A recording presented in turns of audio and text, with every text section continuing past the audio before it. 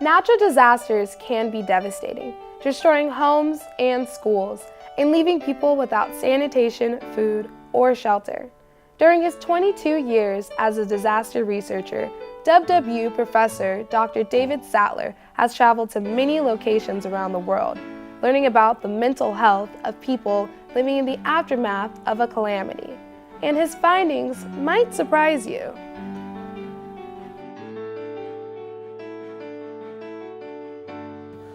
Hi, I'm here with Dr. David Sattler, who is a professor in the psychology department here at Western.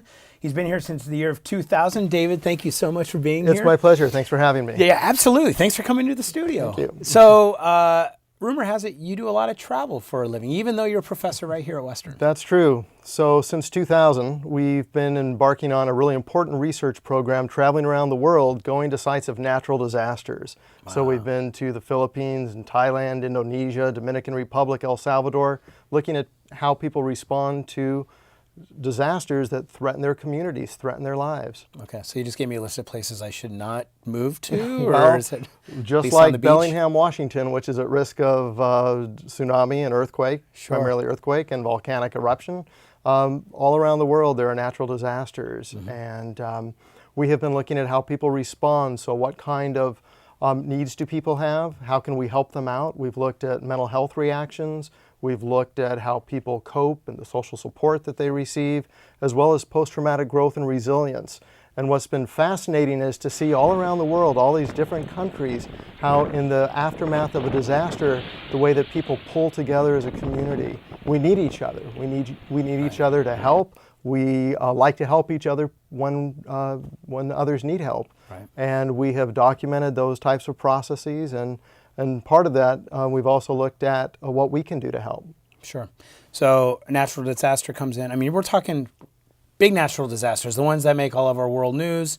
What would be an example of some of the work that you've done, one specifically? So recently, Super Typhoon Haiyan, it's like a hurricane, rammed into the Philippines. You could talk about the Indian Ocean tsunami, which was generated by a very powerful earthquake off the coast of Indonesia. And it generated a tsunami that went across the Indian Ocean 550 miles an hour. It travels through the ocean. So the time that it travels from the epicenter to make landfall can be very, very short. So off of Indonesia, it took about an hour or so until it made landfall. So the amount of time that you have to warn people to evacuate is very, very minimal. Yeah. It took just a few hours for it to travel up to Thailand. And so 12 countries around the Indian Ocean were struck by this devastating tsunami. Over 250,000 people lost their lives, and about 2 million people were homeless instantly as a result of this tsunami. Very, very devastating events. Wow. So you have a unique experience in that these horrible travesties happen. You fly in and you see what you're seeing. I mean, this has to have changed you, or what can you tell us a little bit about that? Yeah, it's an important question. Yeah. I think most people who go into disaster sites have to learn of ways to cope as well with what hardships they're seeing. And absolutely, we've had to do that. And I take a lot of satisfaction really in seeing how communities pull together. When you see the hardships that they're dealing with, and part of the processes that we've actually assessed with our surveys, looking at how people reflect on what's important in their life, what's meaningful in life. Now that you've lost your home, it shifts. Yeah. Your schools are destroyed or damaged. Your local gas station and stores are wiped out. Yeah. It brings you back to the core of what's important in life, and to see people consider those issues and reflect on those issues, and in so doing find a way to move forward and to recover and to come out of that experience in a positive, good way, helps you learn about what's important in life as well. I bet. And so you bet that we reflect on our own lives. And Well, our President Bruce Shepard always says at One of Western, our slogan is active minds, changing lives. Yes. And I think so much of the work that you're doing within the psych program, especially in your case, taking students to these places where they're getting this incredible experience, and then being able to do research on topics that are really relevant to so Yes. many people's lives Yes. is really inspiring. So It's wonderful to work with students, to have them co-author papers that are published in peer-reviewed journals. are these all undergrads or These are both? undergrad and graduate students that's great. to be co-authors on paper presentations at conferences. It's incredible opportunities for them. That's great. So I understand that you put together a video that helps educate the students in Thailand about the effects of earthquakes. Absolutely. You know, dozens of schools were located along the coastline where the tsunami struck, and they needed this information.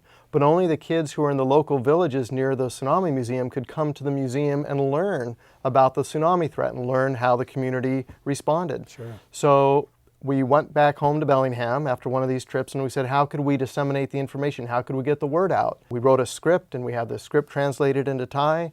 We had a cast and crew of kids and an adult in Thailand, and Joey is an incredible videographer and hired elephants and took elephant rides. And what was really important is to make a video that didn't scare the children, because they had been through a very traumatic experience, and I did not want that video to re-traumatize them. Right. And so we had to create the video and present the information in such a way that was approachable.